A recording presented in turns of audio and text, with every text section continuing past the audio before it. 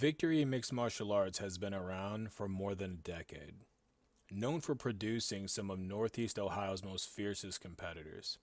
Today, we got a chance to talk face to face with one of them.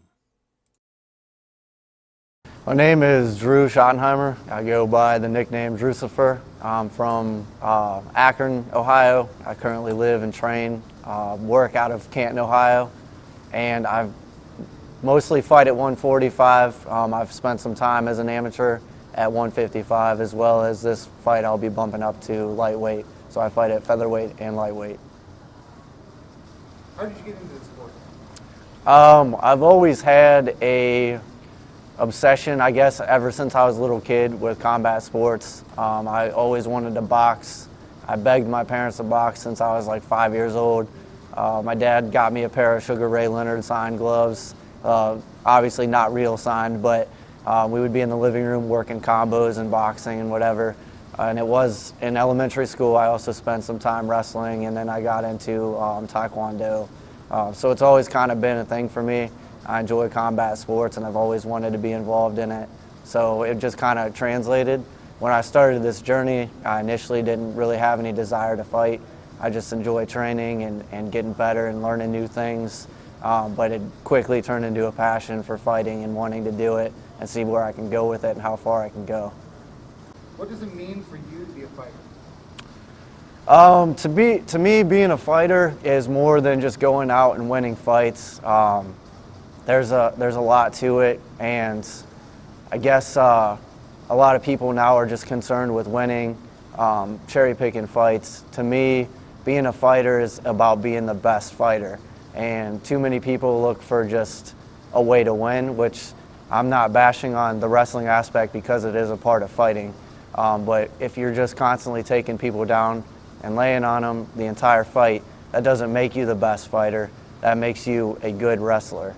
And to me, this sport is about everyday progression, showing something in your last fight that you didn't show, learning new things and getting better so that you can be the best fighter and not just the best boxer, the best kickboxer, the best wrestler. Be one complete fighter. Loyalty. Some say loyalty can destroy a fighter's career. Dru has been with the same gym under the same trainer for 12 years. So we asked him. So with loyalty and fighting in the mixed martial arts world, I feel that that's probably one of the most important things that we have in this sport. Unfortunately, there's not a lot of loyalty anymore. I understand there's circumstances where people have to switch gyms or teams. Maybe they don't have the right people to train with. Maybe their gym closed, they have nothing close to them. So they have to make a transition to something that's realistic because they got to train, obviously. But there's so many guys that are in good gyms that just leave for the wrong reasons. And those wrong reasons are always, they're looking for, I guess, a way to make it easier to get to where they're going. They're trying to ride coattails. They're trying to, piggyback off of success of other people. And to me, I think, I find more importance in, don't you want to be the reason that your group or team has a name, instead of just being, the guy that joined the team that's already successful. That to me is everything. These coaches that are around, they put in their time with guys, they put in money. A lot of people aren't making money, some of them are losing money, and they're just willing to be there to help guys get better and help try and get them to where they want to go. And then you got these guys that are just walking out on them because they think that they're going to get to where they want to go faster. But they're never going to get that because they don't have the right attitude anyway. How do you feel about the phrase, loyalty will kill a fighter's career? Loyalty will kill a fighter's career. I do like that little slogan. There's a lot of top level fighters that I could name that were good at small gyms, and then they made a move to Greg Jackson's or wherever it be, and then their performance, their overall I guess, winning ability, you see it drop. So I mean, it's just because you're moving to a bigger gym that's more successful, are you really going to get what you need? So you have coaches that are being loyal to you from the start, and they're giving you what you need. They're interested in you because you're their guy. And now you move to a bigger gym that everybody else is running to too. Are you going to get the time with the coaches that you need, or are now you just the back burner guy that's just there? Do you think you'll ever leave Victory? I don't see myself leaving Victory. I'm all about cross training. I like cross training. I think cross training is a great thing. Every gym has something they're good at. They do things that your gym's not going to see. There's no gym that's 100% good at anything. I don't care what gym you're talking about. I've been to big gyms and I've seen, the talent levels and what they have. And I'm not bashing on any one gym at all. I'm just saying that if you go to a different gym, you're going to get different angles. So I don't have an issue with cross training. I don't think that's you not being loyal. I know my coaches here, they agree with cross training. They're never going to get mad.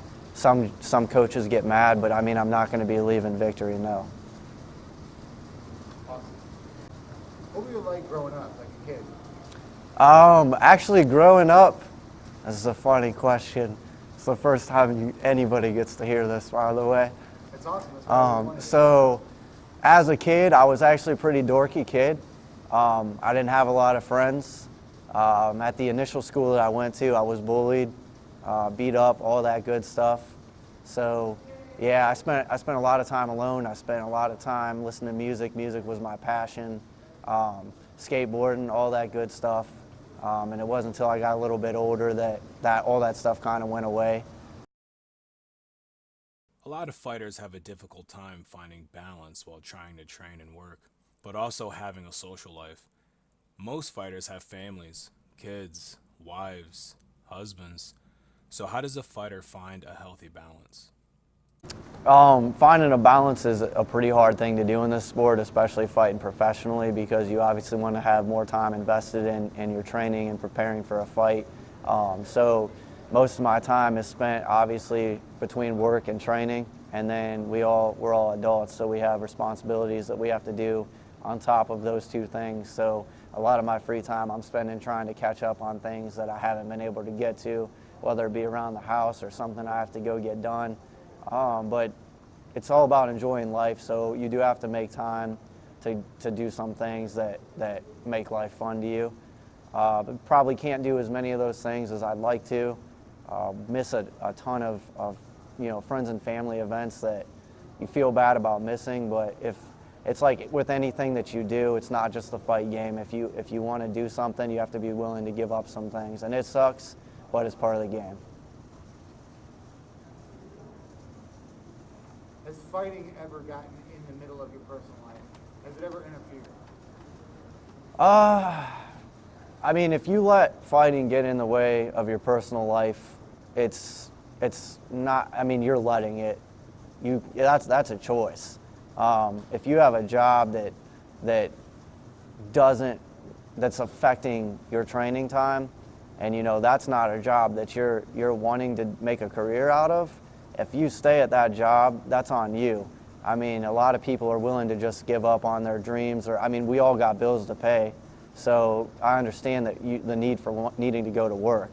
I'm not telling people to straight up quit their jobs and train all the time, but if you're doing something that you're not planning on doing the rest of your life, why are you going to let that stop you from your ambition and your drive? It's important to find a job that you have a backing where they can respect your own goals. You got to have goals outside of your work goals. So affecting, personally, relationship-wise, again, that comes down to letting it.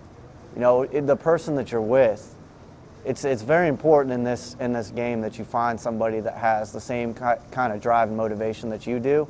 And I'm not saying that they have to be involved in the sport, but they have to have something that they're just as much crazy about.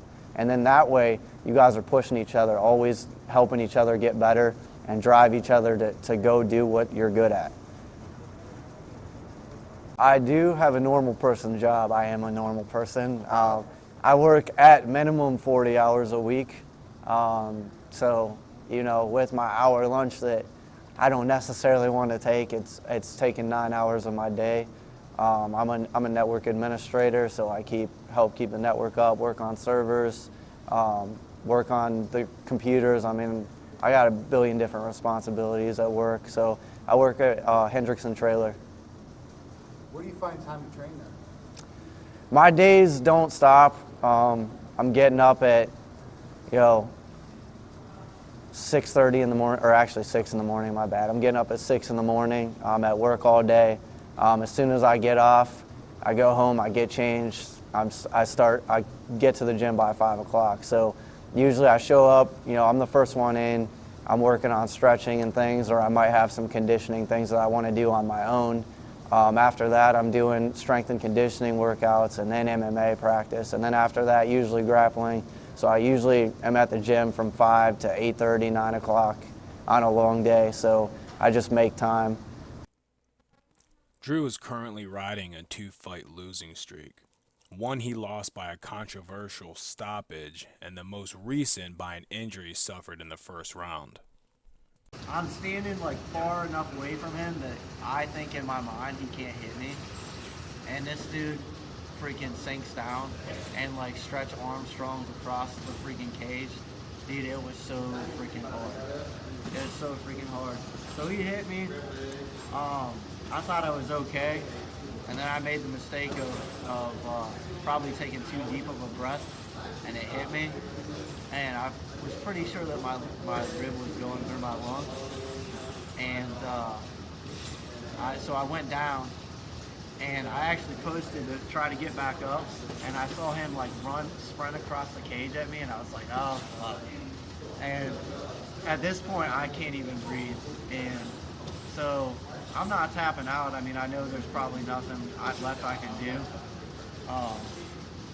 So I was just like, well, I'm gonna have to take whatever I take. So I took my lickings, and it got cold. But with his 7th professional fight coming up on March 31st, he hasn't been more hungry for a fight. Dru's the hardest worker in the gym by far. We're here, he's about right here in the work ethic part. So that's how it goes. What do you think about his training right now? Do you think he's ready? I think he's ready. He's get his weight down. That's all he doesn't worry about. Other than that, he's more than physically ready to beat this guy. Dru, right now I think it's Dru's time. One of Dru's best attributes is he's one of them guys that I ain't got to be on top of training. I know he's going to be in shape and he's going to be ready to fight. And he's game. If you look how many amateur fights he has, I just think this is his time right now. At the end of your career, what do you want to be remembered for the most? That's an easy one, man. Just putting on killer fights, going out and leaving it all in the cage. In our country, we've learned that. I mean, it's hard to say now because the younger generation, everybody's a winner. But when it comes to watching sports, we've been taught that winning is everything. Whereas if you go to somewhere like an Asian culture, you're glorified for going out and putting on a good fight. They don't care what your record is. You could be 1-20, and if you got 20 losses by split decision, and you're going out there and freaking putting on a hell of a fight. Like that's what it's about, and that's what I wish. That's what causes people to be boring fighters, because they care too much about what people think, and that brings them into just looking for a way to win. So you got these guys taking main event fights, and they're just literally laying and hugging a guy for 15 minutes. Like, I don't ever want to be remembered for winning if it's just doing that. I want to be remembered for going out and putting on stellar fights. I'd never want to be a champion, a one-dimensional champion that's just really good at wrestling or really good at boxing. I would want to be a champion that is known for putting on fights. So at the end of the day, to me, it's not about, that strap. To me, it's about, I want people that come and pay money to watch fights, to enjoy the fight. I don't want to force people to come watch me fight or beg people to buy tickets, and then they're watching two guys hug each other. So that's what's most important to me in this. If you could fight anybody in the world, just Anyone. Who would it be? My boy Andrew Law. I'd fight Andrew Law. I think me versus Andrew Law, like for real, not just training. I think that's I think that's one of the most exciting fights you would see. I don't think he'd disagree with that statement. I'm not saying I want to fight Andrew, but I do think that we would give the fans something. I think that fight would be, everybody would be excited to see that fight, and for a good reason. I don't think it's going to be first of all, I'd have to try and get him to agree to this at 155, which I don't think he would do. But yeah, I don't think we would let people down. I think that, and I don't think that there would be any holding back from either one of us. I would honestly beg Andrew Law, when we're both ready to step away from the sport, to finish up fighting me.